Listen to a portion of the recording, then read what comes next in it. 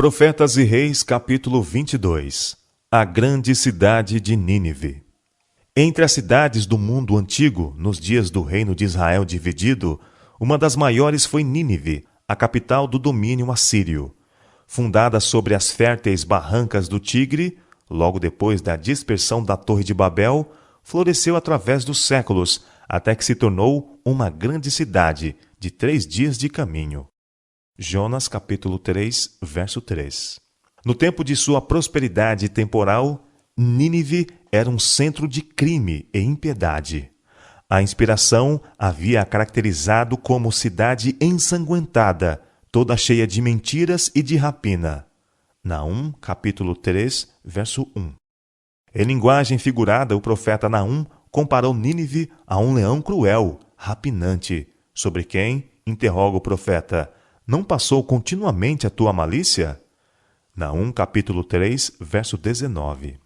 Embora ímpia como havia se tornado, Nínive não estava inteiramente entregue ao mal. Aquele que está vendo a todos os filhos dos homens e descobre todas as coisas preciosas, viu na cidade muitos que estavam procurando alguma coisa melhor e mais alta, os quais, se lhes fosse dada a oportunidade para conhecer ao Deus vivo, afastariam de si as más obras e o adorariam. E assim, em sua sabedoria, Deus se revelou a eles de maneira inconfundível, a fim de levá-los, se possível, ao arrependimento. O instrumento escolhido para esta obra foi o profeta Jonas, filho de Amitai. A ele veio a palavra do Senhor.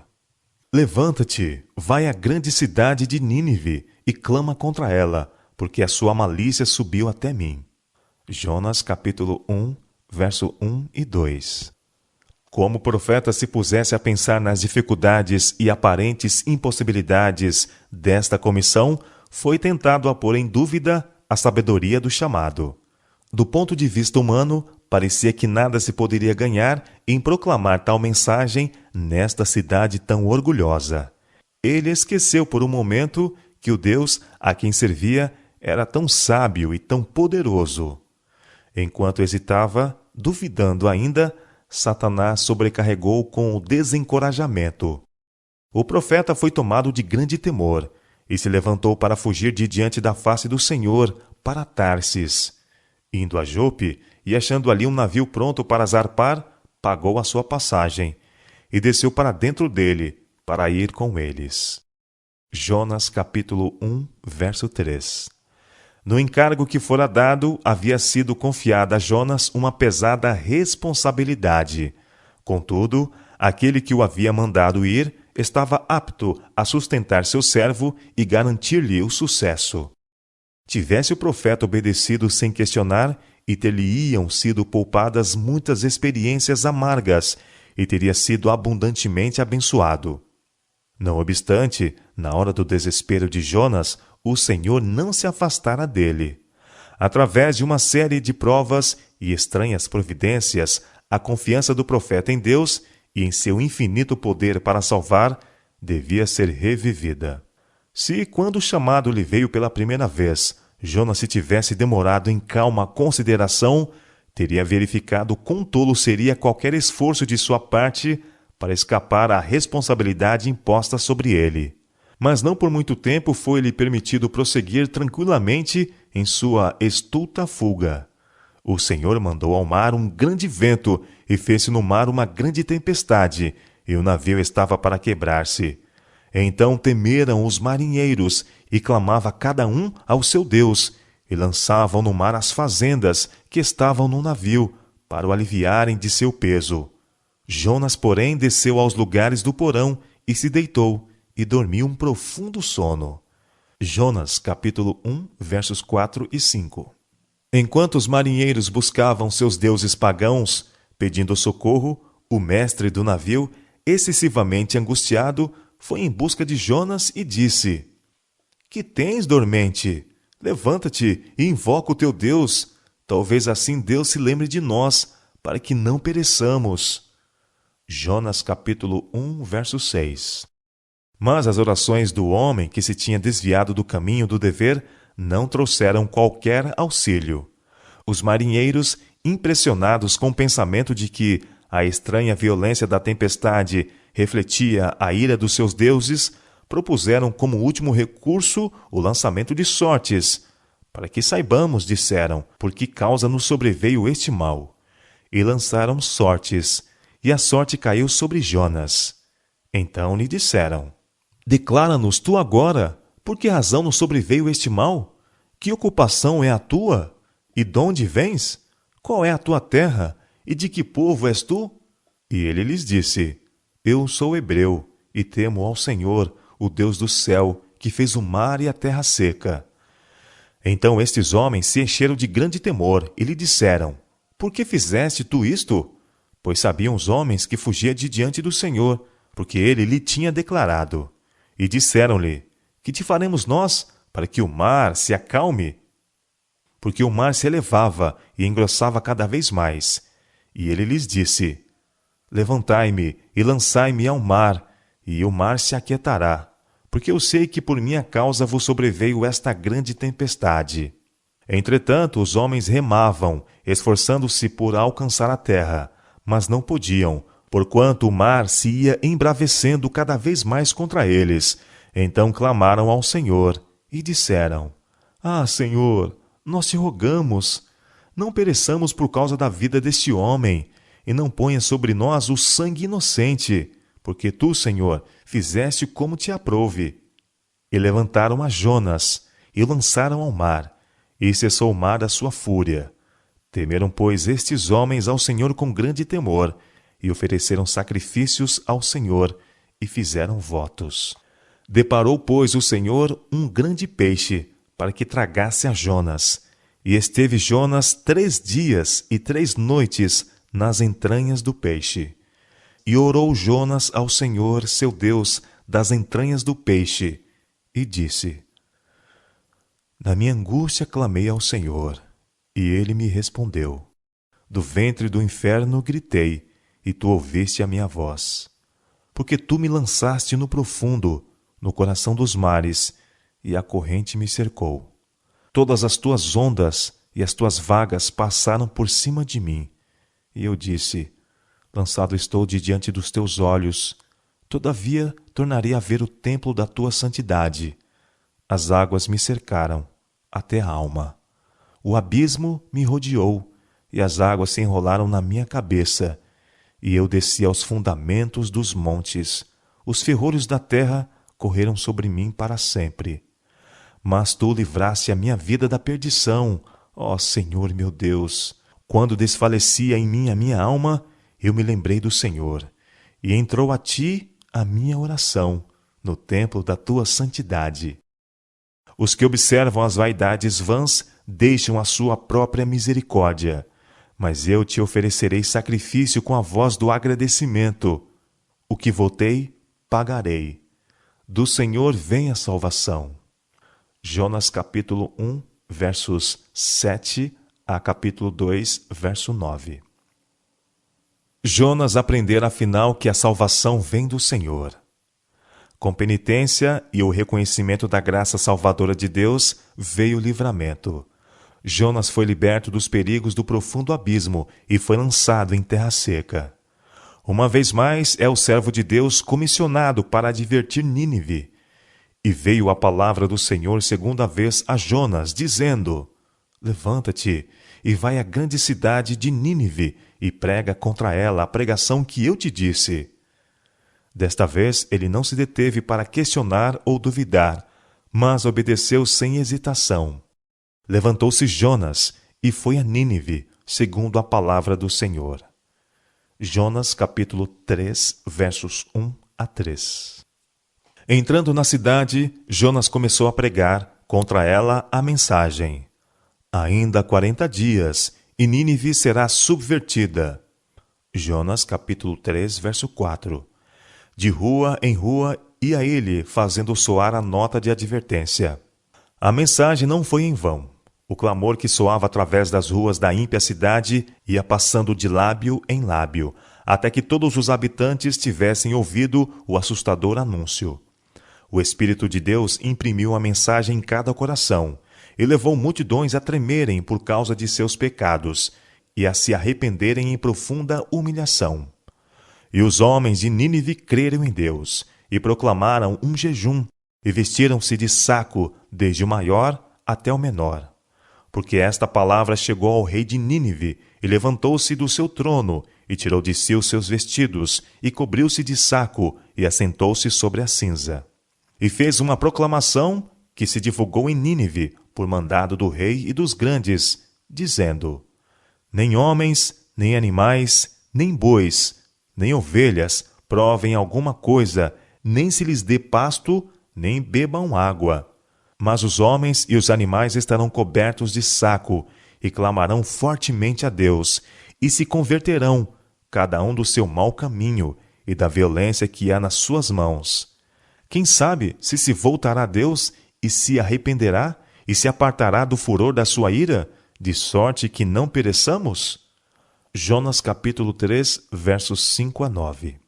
Sendo que reis e nobres, com todo o povo, grandes e pequenos, se arrependeram com a pregação de Jonas e uniram-se em clamar ao Deus do céu, sua misericórdia foi-lhes assegurada. Deus viu as obras deles, como se converteram do seu mau caminho, e Deus se arrependeu do mal que tinha dito lhes faria, e não o fez. Jonas capítulo 3, verso 10. Sua condenação foi evitada. O Deus de Israel fora exaltado e honrado através do mundo pagão, e sua lei foi reverenciada. Não seria senão muitos anos mais tarde que Nínive devia cair presa das nações vizinhas, mercê do seu esquecimento de Deus e jactancioso orgulho. Quando Jonas viu o propósito de Deus de poupar a cidade, que não obstante sua impiedade tinha sido levada a se arrepender em saco e cinzas, devia ter sido o primeiro a se regozijar com a estupenda graça de Deus. Ele permitiu que sua mente se demorasse sobre a possibilidade de ser considerado um falso profeta. Cioso de sua reputação, ele perdeu de vista o valor infinitamente maior das almas nessa cidade infortunada. A compaixão mostrada por Deus para com os arrependidos ninivitas desgostou Jonas extremamente, e ficou todo ressentido. Não foi isso que eu disse? Argumentou ele com o Senhor, estando ainda na minha terra? Por isso me preveni, fugindo para Tarsis, pois sabia que és Deus piedoso e misericordioso, longânimo e grande em benignidade, e que te arrependes do mal. Jonas capítulo 4, versos 1 e 2.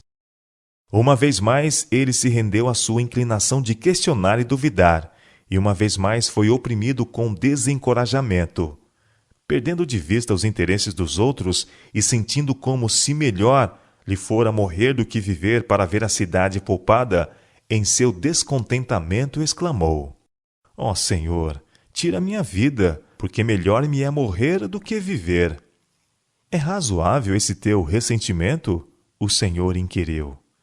Então Jonas saiu da cidade e assentou-se ao oriente da cidade, e ali fez uma cabana, e se assentou debaixo dela à sombra, até ver o que aconteceria.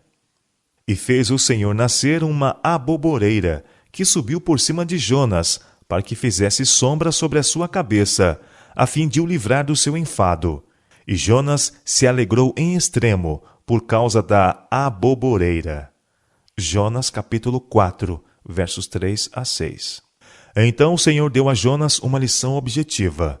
Ele enviou um bicho no dia seguinte, ao subir da alva, o qual feriu a aboboreira, e esta se secou. E aconteceu que, aparecendo o sol, Deus mandou um vento calmoso oriental, e o sol feriu a cabeça de Jonas, e ele desmaiou, e desejou com toda a sua alma morrer, dizendo: Melhor me é morrer do que viver. De novo Deus se dirigiu a seu profeta: É acaso razoável que assim te enfades por causa da aboboreira? E ele disse: É justo que me enfade a ponto de desejar a morte. E disse o Senhor: Tiveste compaixão da abobobeira, na qual não trabalhaste, nem a fizeste crescer, que numa noite nasceu, e numa noite pereceu.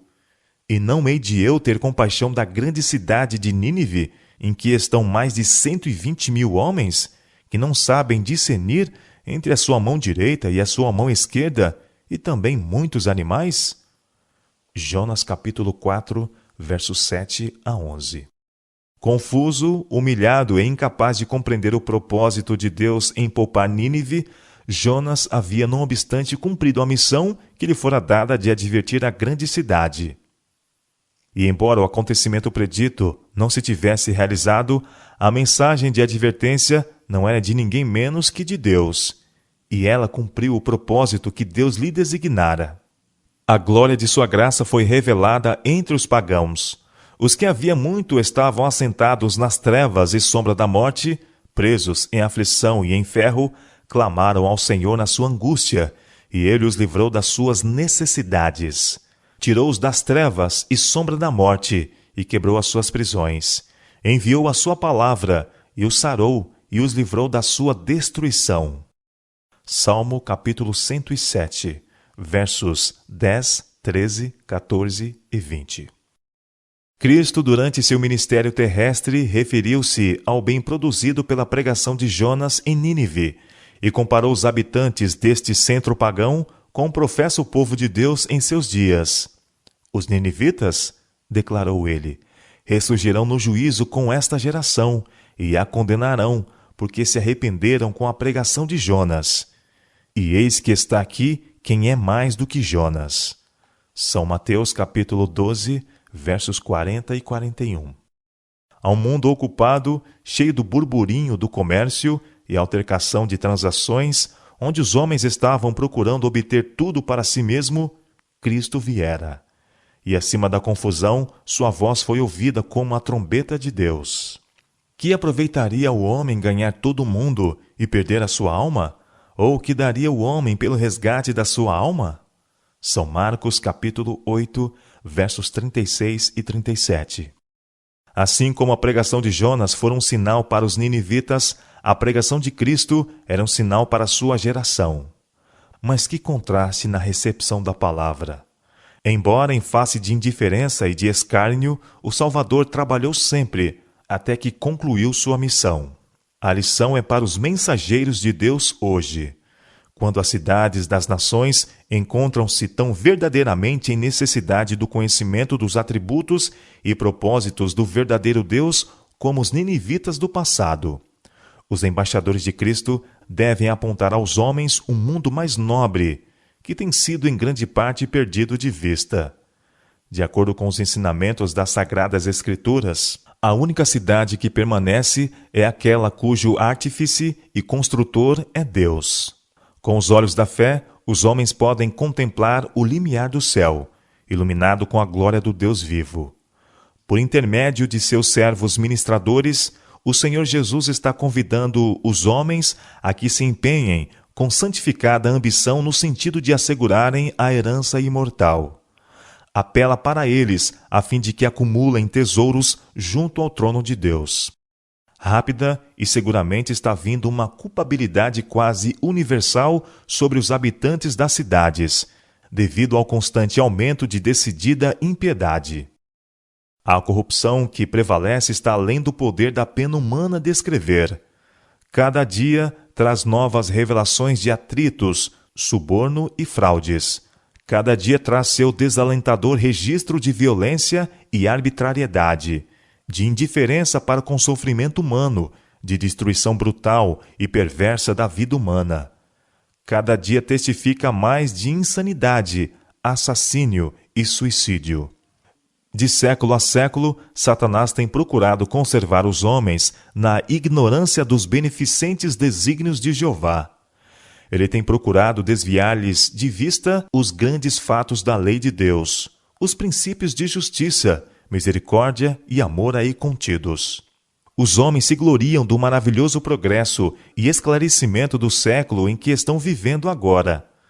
Mas Deus vê a terra cheia de iniquidade e violência. Declaram os homens que a lei de Deus foi abrogada, que a Bíblia não é autêntica, e como resultado, uma maré de males, tal como se tem visto desde os dias de Noé e do apóstata Israel, está tomando conta do mundo. Nobreza de alma, gentileza, piedade são permutadas para satisfazer a cobiça por coisas proibidas. O negro registro de crimes cometidos pelo amor ao ganho é suficiente para fazer gelar o sangue e encher a alma de horror. Nosso Deus é um Deus de misericórdia. Com longanimidade e terna compaixão, Ele trata com o transgressor da sua lei. E contudo, nestes nossos dias, quando homens e mulheres têm tantas oportunidades para se familiarizarem com a divina lei, como revelada no seu santo escrito, o grande governador do universo não pode olhar com qualquer satisfação as ímpias cidades onde reina a violência e o crime. O fim da tolerância de Deus com os que persistem na desobediência está se aproximando rapidamente. Devem os homens ficar surpreendidos com uma súbita e inesperada mudança no trato do Supremo Governador com os habitantes do mundo caído? Devem eles ficar surpreendidos quando a punição segue a transgressão e a crescente criminalidade? Devem se surpreender de que Deus leve a destruição e a morte sobre aqueles cujo ganho ilícito tem sido obtido através do engano e fraude? Muito embora o fato de que crescente luz, com respeito aos reclamos de Deus, tenha estado a brilhar em seu caminho, muitos têm se recusado a reconhecer a soberania de Jeová e têm escolhido permanecer sob a bandeira negra do originador de toda a rebelião contra o governo do céu. A longanimidade de Deus tem sido muito grande, tão grande que quando consideramos o contínuo insulto a seus santos mandamentos, ficamos maravilhados. O Onipotente tem estado a exercer um poder restringidor sobre seus próprios atributos. Mas certamente ele se levantará para punir o ímpio, que tão ousadamente tem resistido aos justos reclamos do Decálogo. Deus concede ao homem um período de graça, mas há um ponto além do qual a divina paciência se esgota e os juízos de Deus se seguem seguramente.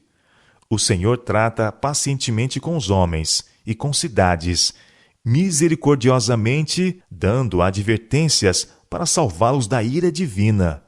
Mas virá o tempo quando não mais se ouvirão súplicas por misericórdia, e o elemento rebelde, que continua a rejeitar a luz da verdade, será arriscado em misericórdia para com eles mesmos e para com aqueles que, de outro modo, seriam influenciados por seu exemplo. É chegado o tempo em que haverá no mundo tristeza que nenhum bálsamo humano poderá curar. O Espírito de Deus está sendo retirado. Catástrofes, por mar e por terra, seguem-se umas às outras em rápida sucessão. Quão frequentemente ouvimos de terremotos e furacões, de destruição pelo fogo e inundações, com grande perda de vidas e propriedades? Aparentemente, essas calamidades são caprichosos desencadeamentos de forças da natureza, desorganizadas e desgovernadas, inteiramente fora do controle do homem. Mas em todas elas pode ler-se o propósito de Deus.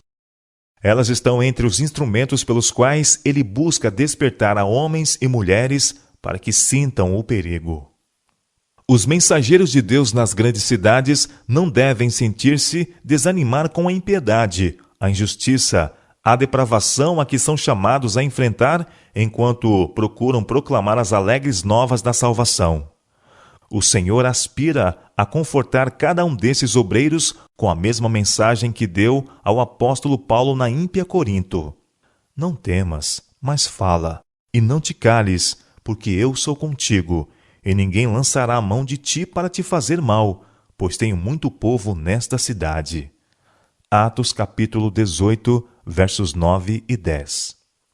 Lembrem-se, os que se empenham no ministério de salvar almas, que conquanto haja muitos que não aceitarão o conselho de Deus em sua palavra, o mundo inteiro não se desviará da luz e verdade, dos convites de um Salvador perdoador e paciente. Em cada cidade, cheia como possa estar de violência e crime, há muitos que, devidamente ensinados, aprendem a se tornar seguidores de Jesus. Milhares podem assim ser alcançados com a verdade salvadora e levados a receber Cristo como um Salvador pessoal. A mensagem de Deus para os habitantes da terra hoje é: estai vós apercebidos também, porque o Filho do Homem há de vir a hora em que não penseis. São Mateus capítulo 24, verso 44. As condições predominantes hoje na sociedade, e especialmente nas grandes cidades das nações, proclamam com voz de trovão que a hora do juízo de Deus está próxima e que o fim de todas as coisas terrestres é chegado. Estamos no limiar da crise dos séculos. Em rápida sucessão, os juízos de Deus se seguirão uns aos outros. Fogo, inundações e terremotos, com guerras e derramamento de sangue. Nós não devemos ser surpreendidos neste tempo por eventos a um tempo grandes e decisivos, pois o anjo de misericórdia não pode ficar muito tempo mais a proteger o impenitente. Porque eis que o Senhor sairá do seu lugar para castigar os moradores da terra por causa da sua iniquidade, e a terra descobrirá o seu sangue e não encobrirá mais aqueles que foram mortos. Isaías capítulo 26, verso 21. A tormenta da ira de Deus está se acumulando, e subsistirão unicamente os que responderem ao convite de misericórdia, como os habitantes de Nínive pela pregação de Jonas, e se santificarem pela obediência às leis do divino governante. Somente os justos serão escondidos com Cristo em Deus até que passe a desolação. Seja a linguagem da alma. Só em ti eu tenho abrigo. Aos teus pés jaz o meu ser. Não me deixes, sê comigo. Teu conforto eu quero ter. Guarda-me, ó bom Salvador, até o temporal passar. Guia-me em teu eterno amor, para o eterno e doce lar.